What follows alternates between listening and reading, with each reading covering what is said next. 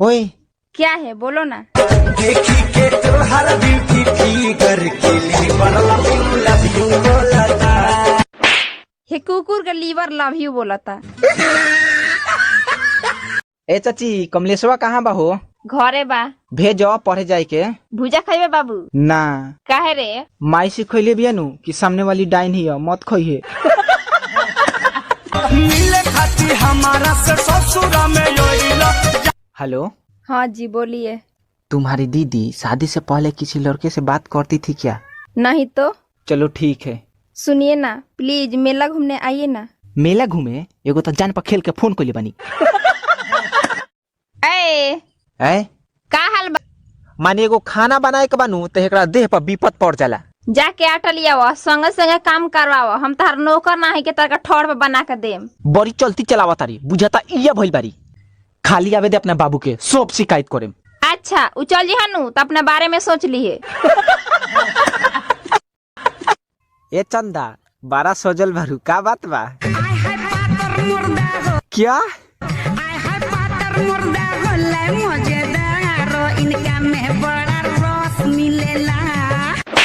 ते तो यह गीत गागा के हमरा के खिरकिटी बना देले बारी।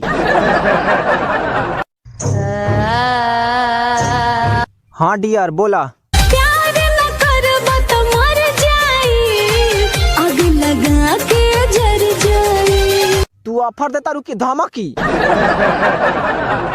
ए अंजलि का ह? हम तोहरे से शादी करेम। शादी? अपन मुंह न देख लगी को भरू। मत करियो, बाकी नौगो नाम मत धरो।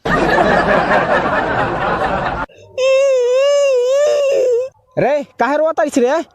तू तो हमार शादी करेला, शादी में बुलेट न मांगूआ। बुलेट? अच्छा चुप मत रो, मांगता नहीं हम। ना दिहन सो। अरे ना दिहन सो तो दूसर शादी होई।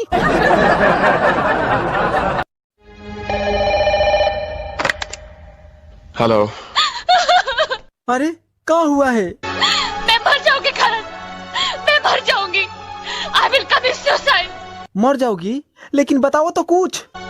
और अगर तुम मुझे जिंदा देखना चाहते हो तो मुझे यहाँ से ले चलो, वरना मैं जहर खा लूंगी Karan. And I mean it, I mean it Karan. Mean it?